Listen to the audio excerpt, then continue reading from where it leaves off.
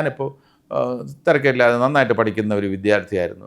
അത്ര ഒന്നും മണ്ടത്തരം പറയുന്ന ആളൊന്നുമല്ല. പക്ഷേ അപ്പുക്കുട്ടൻ എടുത്ത് നോക്കുന്നു, അപ്പുക്കുട്ടൻ മണ്ടത്തരമല്ലേ ഏറ്റവും കൂടുതൽ പറയുന്നത്. ഈ 4 പേരിൽ ഏറ്റവും കൂടുതൽ മണ്ടത്തരം ഞാനല്ലേ പറയുന്നത്. ബാങ്ക് ഓഫീസറായിരുന്നു, കോളേജ് ലെക്ചറായിരുന്നു.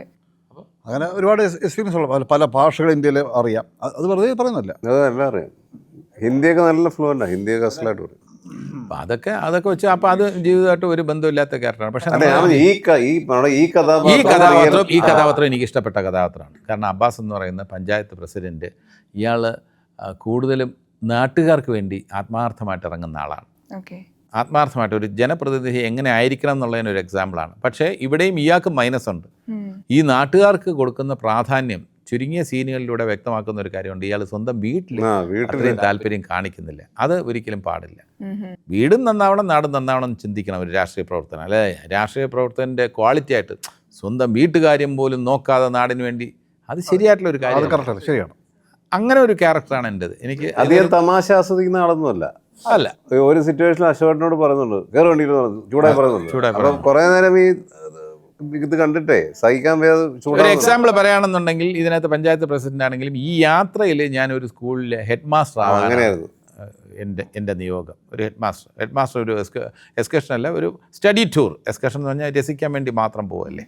അപ്പോൾ അല്ലാത്തപ്പോൾ ഒരു അധ്യാപകരുമായിട്ട് ഏതെങ്കിലും ഒരു ലക്ഷ്യത്തോടെ ഒരു സ്ഥലത്ത് ഒരു കോൺഫറൻസിന് പോകുന്ന ഒരു ഹെഡ് മാസ്റ്റർ എന്ന് വിചാരിക്കുക. ഇവരെല്ലാം അധ്യാപകരാണ്. ഇവരെയും കൊണ്ടുപോകുമ്പോൾ അതിൻ്റെ ഡിസിപ്ലിൻ എൻ്റെ ഉത്തരവാദിത്വമാണ്.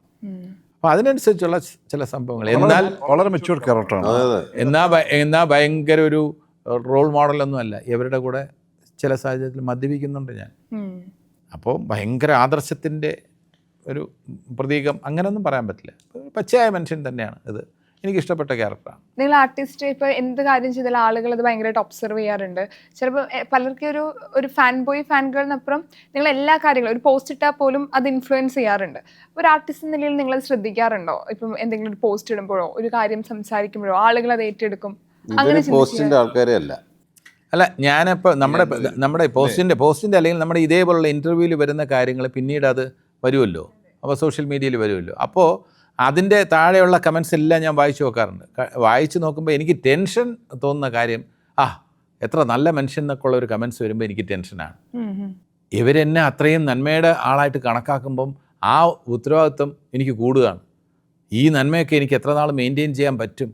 ഞാൻ ക്ഷോഭിക്കാത്ത, ഇപ്പോൾ ഏതെങ്കിലും ഒരു നടൻ ക്ഷോഭിച്ച് സംസാരിക്കുമ്പോൾ ജഗദീഷ് എന്ത് മാന്യമായിട്ടാണെന്നൊക്കെ പറയുമ്പം ഞാനും നാളെ ഇതേപോലെ എൻ്റെ ഭാഗത്തുനിന്നും അബദ്ധം വരരുത് എന്നുള്ളതാണ് എൻ്റെ പ്രാർത്ഥന. ഞാനും ക്ഷോഭിക്കാനുള്ള നമുക്കിപ്പോൾ ഉത്തരവാദിത്തം കൂടുകയാണ്. നമ്മൾ നല്ലവനെന്നൊക്കെ സമൂഹം പറയുമ്പോൾ ആദ്യം കേൾക്കുമ്പോൾ ഒരു ഉള്ളിൽ ചെറിയ സന്തോഷം തോന്നുമെങ്കിലും എന്തുമാത്രം ഉത്തരവാദിത്തമാണ്. ഒരു റിവ്യൂവിൽ എൻ്റെ പെർഫോമൻസ് ഗംഭീരമാണെന്ന് പറയുമ്പോൾ എൻ്റെ മനസ്സിൽ പിന്നെ സന്തോഷമുണ്ടെങ്കിൽ അതേ അവസരത്തിൽ അടുത്ത പടത്തിലും ഇതേപോലെ പേര് ചെയ്യണം എന്നുള്ളതാണ്.